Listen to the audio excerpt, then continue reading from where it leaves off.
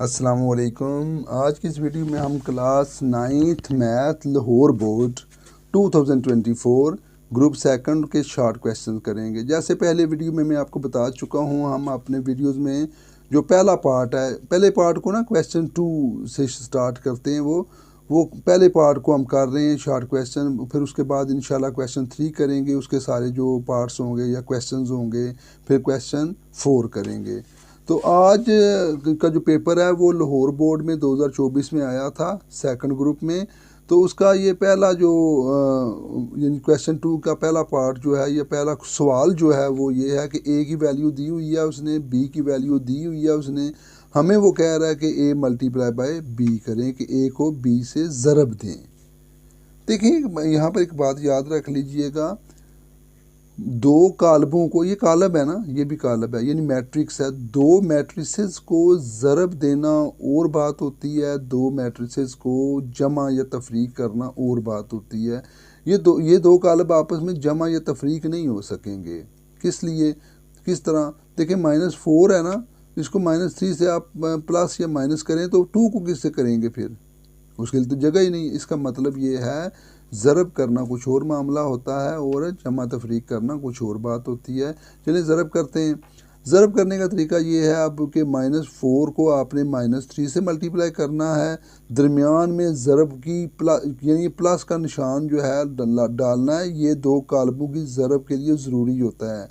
और उसके यानी -4 को -3 से ज़रब प्लस 2 को -2 से।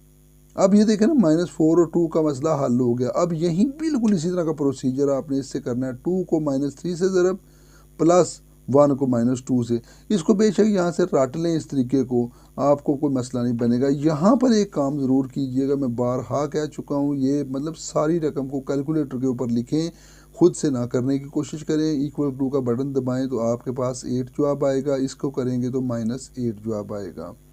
अब ये क्वेश्चन बहुत इंपॉर्टेंट है। सिंप्लीफाई करना है x5 की 2 डिवाइडेड बाय x5 की 2। देखें दोनों 5 की 2 हैं, देखें ना, ये भी 5 की 2 है, ये भी 5 की 2 है। तो आपके ख्याल में ये दोनों एक जैसी रकमें हैं? ये एक जैसी नहीं है। यहाँ ब्रैकेट लगी हुई है, ब्रैकेट की वजह से आपने इधर 5 की 2 को मल्टीप्लाई करना है। 5 को 2 से मल्टीप्लाई करेंगे तो क्या आ जाए? देखें मैंने किया हुआ 5 to 10, लेकिन ये जो 5 की 2 है, इसका मतलब ये है कि आपने 5 को 2 दफ़ा मल्टीप्लाई करना है, यानी 5 मल्टीप्लाई बाय 5 करना है आपने। ये मैंने किया हुआ है।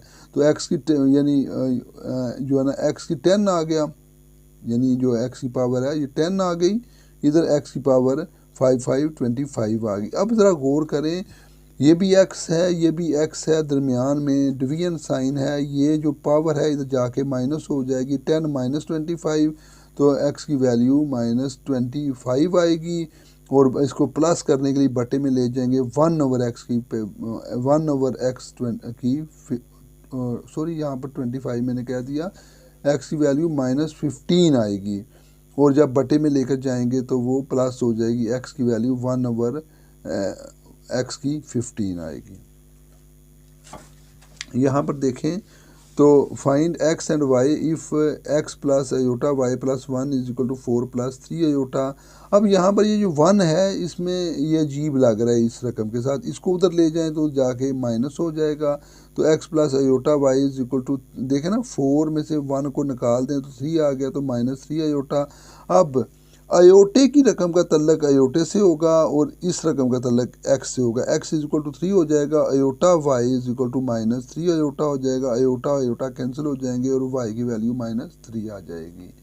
इसके बाद नेक्स्ट क्वेश्चन है, find x if log 64/8 is equal to x/2। बहुत आसान क्वेश्चन है ये। log वाला जब भी सवाल आएगा याद रखें, log के नीचे वाली रकम का तल्लक इक्वल टू के उस तरफ जो रकम होती है उसके साथ होता है, यानी 64 की पावर x/2 हो जाएगी, इज इक्वल टू, या ऊपर वाली रकम इक्वल टू में चली जाएगी 8। अब 64 की जगह पर आप जो है ना वो 8 की 2 लिख सकते हैं, क्योंकि 8 की 2 64 ही होती है। 8 मल्टीप्लाई बाय 8 64।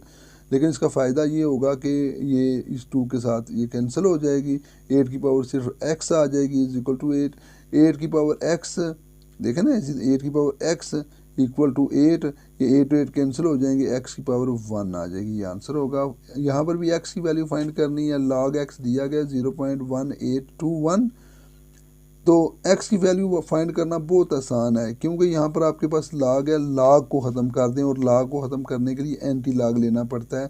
एंटी log लिया log x का, इधर भी एंटी log लिया 0.1821 का, ये log एंटी log के साथ कैंसिल, सिर्फ x रह गया। और ये कैसे आप करेंगे, बस इतना ज़हन में रख लें, एंटी log लेना है, और एंटी log लेने का बारहा मैं आपको बता चुका हूँ कि शिफ्ट का बटन दबाएं कैलकुलेटर के ऊपर, फिर log का बटन दबाएं, फिर ये रकम लिख लें, तो कैलकुलेटर आपको 1.521 आंसर निकाल के दे देगा। ये सवाल है कि सिंप्लीफाई करना है, 2 का जज़र प्लस 1/3 का जज़र इंटू 2 का जज़र माइनस 1/3 का जज़र। बहुत इंपॉर्टेंट क्वेश्चन है। 2 का जज़र और 2 का जज़र कितने हो जाएंगे, 2 के जज़र का स्केयर, ठीक है। ये प्लस माइनस माइनस 1/3 के जज़र का स्केयर, ये जज़र का स्केयर इस तरह जज़र के साथ कैंसल। अब आपके पास आ गया 2/1, यानी इसका बटा 2 का कोई बटा नहीं है इस वक्त, तो हमें पता होना चाहिए 2 का बटा 1 है, क्योंकि आगे एलसीएम हमने लेना है तो उसमें हमें ज़रूरत पड़ेगी। और 1/3, अब दोनों का एलसीएम जो लेंगे तो क्या आएगा, 3 एलसीएम, तो इसके नीचे 1 है ना, 1 3 3 और 3 आएगा, 3 2 6। अब 3 को 3 पे डिवाइड करें, 3 3 1 आएगा, 1 को 1 से मल्टीप्लाई करें 1 ही आएगा, 6 में से 1 निकालें 5 और 3 आंसर आ जाएगा। आगे फैक्टराइज करना है 4x की 2 + 12x + 5। तो फैक्टराइजेशन का जो तरीका है उसमें आपने करना ये होता है कि फर्स्ट रकम को आखिर वाली रकम के साथ पहले मल्टीप्लाई करके देख लें। 4 5 20 आता है, 20 आएगा, ये आप 20 एक साइड पे लिख लें, लिख लिया। अब आपने जो दरमियान में रकम है उसके पार्ट्स करने हैं, वो पार्ट्स आपको 20 भी मल्टीप्लाई करें तो 20 आए उन पार्ट्स को, और उन पार्ट्स को अगर प्लस माइनस करें तो वो खुद बन ये रकम बन जाए। देखें ना, अब मैं करता हूँ 12 के हिस्से कर देता हूँ, 6 और 4 कर देता हूँ, और सॉरी 6 और 6 कर देता हूँ। 6 और 6 कितने हो जाएंगे, 12। एक तो शर्त पूरी होगी, लेकिन 6 और 6 को अगर मल्टीप्लाई करूँगा तो फिर क्या होगा, वो 36 आएगा। तो हमें तो 20 चाहिए, चलो ये भी गलत हो गया। तो हम करते हैं 9 और 3। 9 और 3 कितने होते हैं, 12। लेकिन ये तो शर्त पूरी हो गई, लेकिन 9 और 3 को मल्टीप्लाई करें तो 27 आएगा, यानी कि वो गलत हो जाएगा। तो मैंने इससे 12 के किए 10x और 2x। अब 10 और 2 को प्लस करें ना तो 12 आएगा, और 10 और 2 को मल्टीप्लाई करें तो 20 भी आता है। अब इनमें से कॉमन देख लें, पहले देखें 4 और 10 में से कॉमन 2 आएगा, और x इधर भी है, x इधर भी है, x भी कॉमन, तो 2x कॉमन, तो यहाँ पर रह जाएगा 2x प्लस 2 को इस पर भी डिवाइड करने 2 5 10 कि x नहीं लिखेंगे, x कॉमन ले लिया। इन दोनों में से कोई चीज़ कॉमन नहीं है, प्लस 1 कॉमन कर लें, बाकी ये रकम उसी तरह आ जाएगी। अब ये रकम और ये रकम कॉमन आ गई, बाकी 2x + 1 है।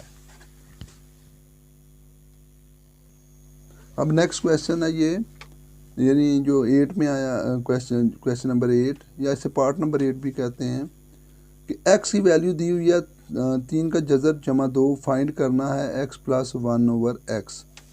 ज़रा x की वैल्यू दी हुई है हमें 3 का जज़र जमा 2, तो अगर देखें जो चीज़ हमने फाइंड करनी है उसमें 1/x आया हुआ है, तो हम इस वैल्यू को 1/x में कन्वर्ट करेंगे, तो यानी x को 1/x करेंगे तो अगली वैल्यू भी उसकी 1 यानी कि बटे में चली जाएगी, 1/3 का जज़र जमा 2। अब ये बटा बन गया, तो बटे को हमेशा रैशनलाइज किया जाता है। 1/x, तो 1/3 का जज़र जमा 2 मल्टीप्लाई बाय, रैशनलाइज का तरीका यही है, ये रकम ये जो बटे में होती है ना, इसको ही ऊपर और नीचे लिखा जाता है और साइन चेंज कर दिए जाते हैं। देखें ना, 3 का जज़र जमा 2 थी, तो 3 का जज़र -2, 3 का जज़र -2।